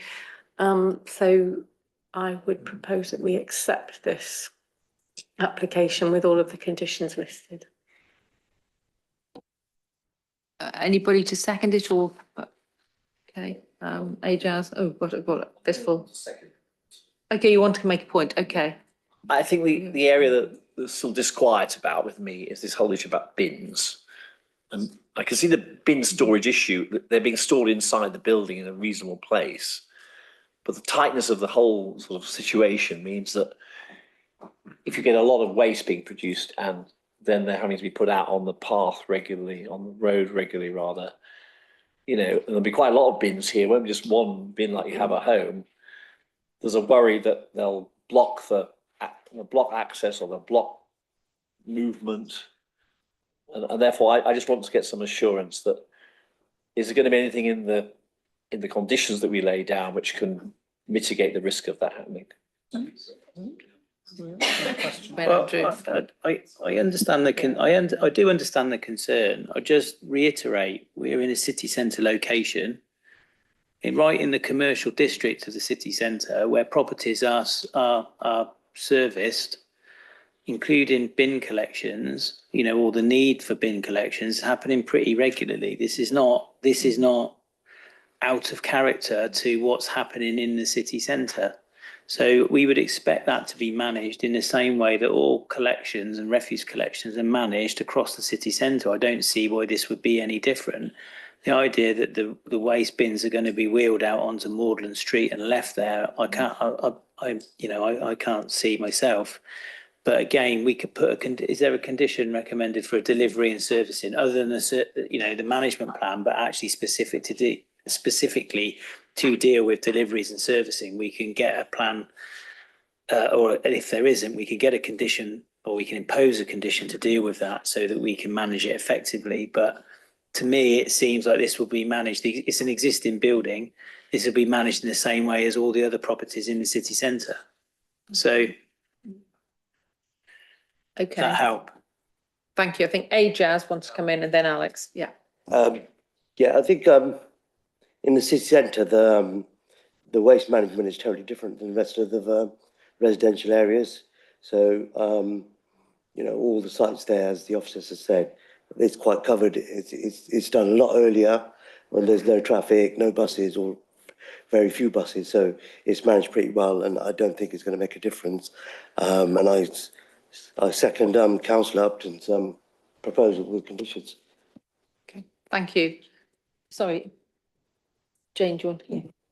Can I just remind members that you moved it with the conditions as listed, but there is an amendment to one amendment to the condition, which is condition 13. There's going to be 56, not 55 cycle spaces.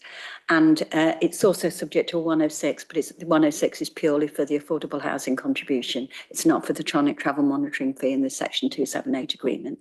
So if that's okay. Yeah, thank you. Thank you. Thank you for clarifying that. Alex, sorry. Right, so I think given that, what I'm asking for is an amendment to the conditions to include a servicing condition. The reason I think just to be clear, I'm a ward councillor for this patch, and probably some of those who objected are slightly concerned about the bins, is if you walk 20 yards down Friars Entry, you will find not one, but two sets of bins. And if you carry on a little bit further, there's another set of bins.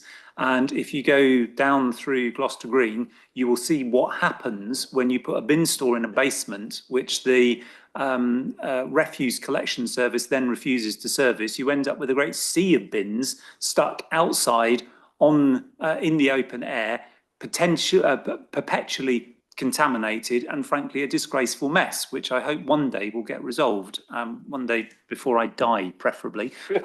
So my concern is real, and there is an issue here around change of use, which the TAN is very explicit about. This building at the moment is in office use, and that generates a different nature and volume of waste to a residential use, albeit with a student residential use. So it is an important issue. I think there's a whole load of stuff that's good about this. I mean, frankly, the view from Friars Entry at the moment of this building it's just grim. It's a horrible building, and this is a sharp improvement. And it is nice to see a 1960s building described as making a positive contribution rather than a negative one, and I agree. I think it does make a positive contribution. And frankly, if you look at what this architectural firm pulled in Petit France, we got away lightly. Anyone wants to look up the Lubyanka and the Ministry of Justice, you can see what else they did.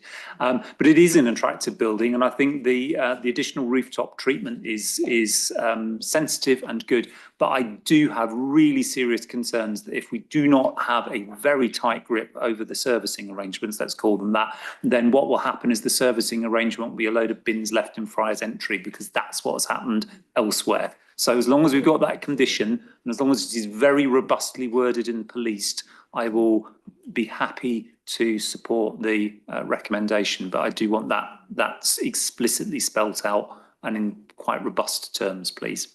So that is an amendment which I'm seeking a seconder for.